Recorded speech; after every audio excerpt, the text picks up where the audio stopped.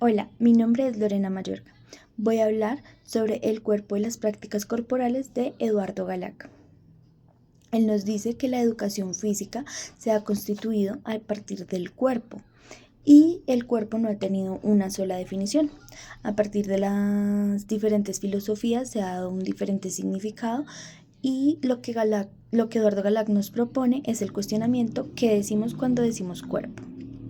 Y lo plantea en tres momentos de la historia. Nos plantea cuerpo-estructura, cuerpo-accesorio y cuerpos plurales, pero no busca definir el cuerpo, sino cuestiones que sirven para el estudio de la educación física. El cuerpo-estructura nos habla del periodo de la fundación cultural occidental hasta la revolución del siglo XIX. Con las diferentes miradas filosóficas.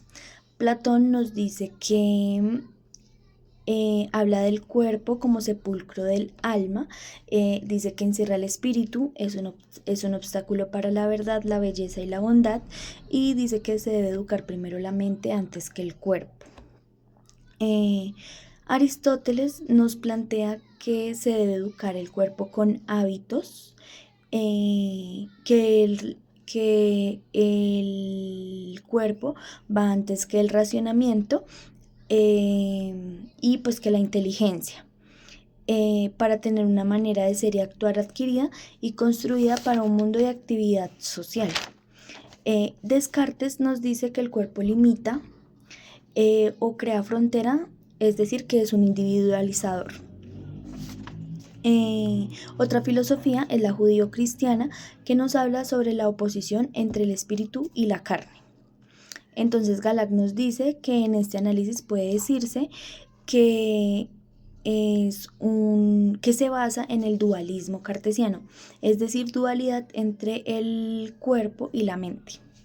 Y Turner nos dice que esto nos lleva a entender el cuerpo como una estructura que nos sostiene. El cuerpo accesorio corresponde al periodo de tiempo de las revoluciones del siglo XIX, donde se ven cambios a nivel social, económico y cultural.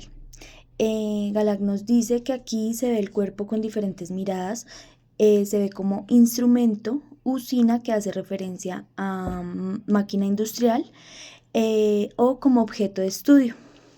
Lo llama accesorio porque es considerado como tal, es decir, que depende de algo principal para su funcionamiento. Y no puede ser funcional si no cuenta con este objeto principal. Aún se conservan muchos rasgos del dualismo cartesiano, y en la Edad Media y el Renacentismo se consideraba el cuerpo del rey o la figura del rey como un ser divino que era, o sea, el rey era escogido por Dios para reinar. En la fábrica y la escuela adoptan prácticas ascéticas, que quiere decir que doctrinan el cuerpo en base a castigos o aguantar hambre. Y esto pues ayudaba para los modelos económicos y sociales. Pasó a ser una máquina de fábrica donde se hace una fusión entre operador y máquina. Se hizo al lado la figura del rey, para pasar a ser la figura como un cuerpo entendido como social. Se sigue planteando la disciplina para obtener cuerpos sometidos y ejercitados, dóciles y manejables. La filosofía y la medicina se vuelven legítimas, porque pues empiezan a revelar el funcionamiento del cuerpo con estudios de anatomía, de forma y contorno y la fisiología. En este periodo se aparta lo sagrado y se toma como objeto de estudio. En este periodo se crea la educación física y se organiza como la fisiología o el estudio de las ciencias del deporte, el movimiento y la cuantificación, como medir, cronometrar, prácticas corporales, récords y estadísticas para los diferentes deportes. Para los cuerpos plurales, estos cuerpos plurales se dan en los años 70. Cambia la percepción del cuerpo en base a los conceptos del feminismo, la revolución sexual y la expresión corporal, entre otros. Se vuelve objeto de estudio el cuerpo y las prácticas sociales.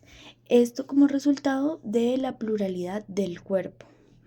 Se empieza a regir el cuerpo por prácticas sociales, culturales, económicas, gustos, maneras de vestir, estereotipos. Se empieza a considerar los cuerpos más formados, los cuerpos delgados, los cuerpos en estado de obesidad. El cuerpo brinda estatus social, las maneras de vestir. Las mujeres de sociedad se visten más elegantes que las que no tienen un estatus elevado, y eso empieza a crear los diferentes estereotipos o las idealizaciones del cuerpo perfecto. Y asimismo se logra entender que no todos los cuerpos son iguales, que hay diferentes estilos y percepciones del cuerpo. Y en cuanto a la educación física, entiende que se estaba trabajando no como educación del cuerpo, sino del organismo.